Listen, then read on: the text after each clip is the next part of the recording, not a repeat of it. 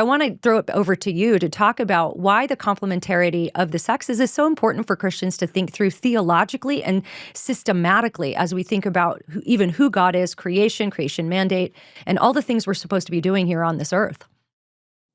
Well, it's because we're living in a world where there are a ton of alternate narratives about what it means to be male and female, about what reality is. I mean, people don't even agree on that.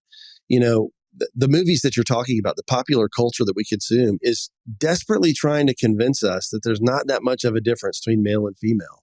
They're basically interchangeable, both in their roles and in their physicality.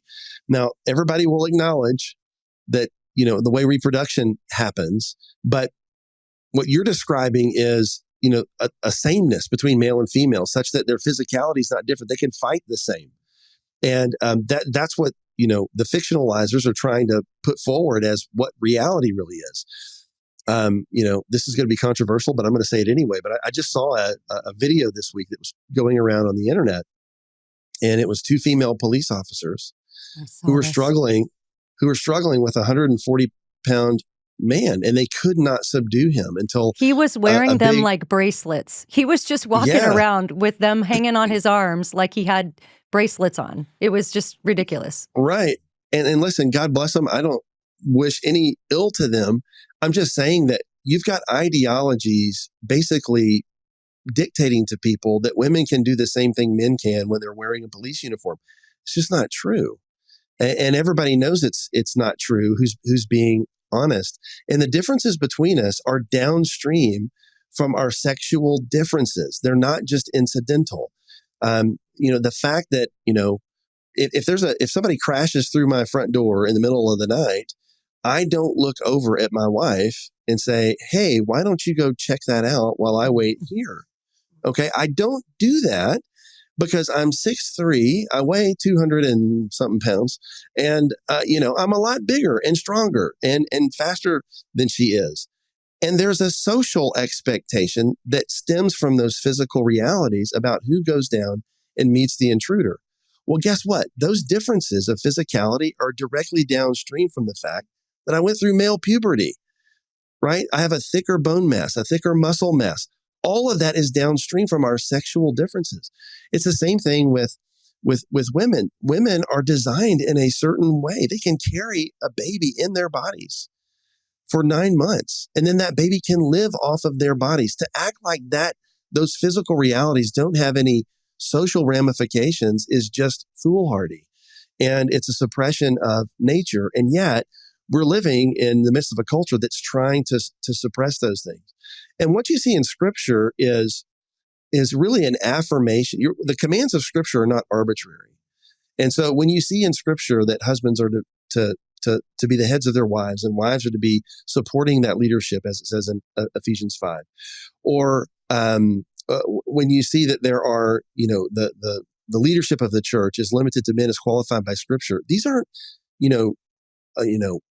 gendered commands overlaying a neutered nature.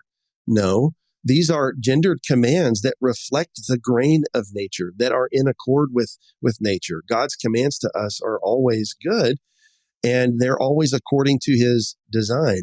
And one of the big lies that I think is going through evangelicalism right now is that basically, no, men and women are interchangeable in all of their roles. And therefore, when it comes to pastoral roles, preaching roles, all those things, of course, that's up for grabs.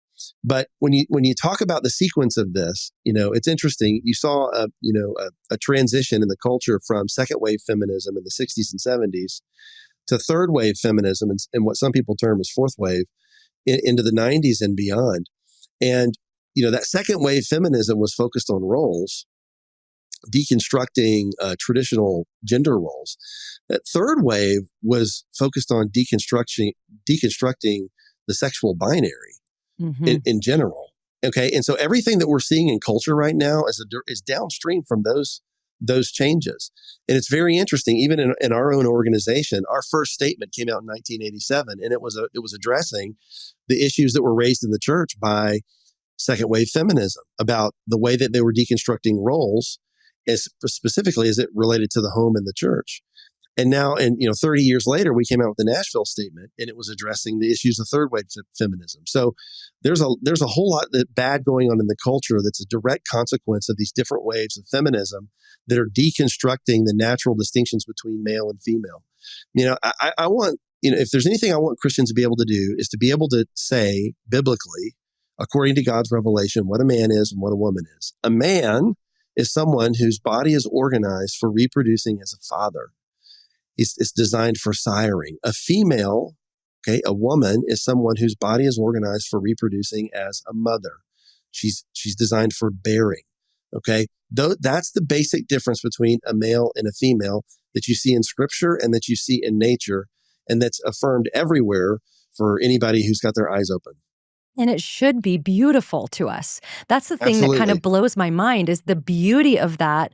And I do think that the influence of feminism has persuaded a whole generation, well, several generations of women, to find that to be a burden, to find that to be something that, maybe you do that after you crush your career goals or something like that, or that's something that's oppressive. And that makes me so sad, because I think it's beautiful. To me, the greatest gift and honor of my entire life is being a wife and a mom. When I gave birth to my first child, my daughter, it was literally like, this is the greatest thing I've ever done and ever will do. And nursing my daughter, and the fact that my husband provided so that I could do that. I mean, the beauty of it when it's, and sure, there are abuses, there are exceptions where people are abusing things and not doing things in the way that Scripture intends for it to go. But when it's done right, I just think there's nothing more beautiful. And it's so sad to me that so many women are convinced that, having the pastorate reserved to only males is some sort of oppression. It's not oppression, it's protection. And it's good and beautiful.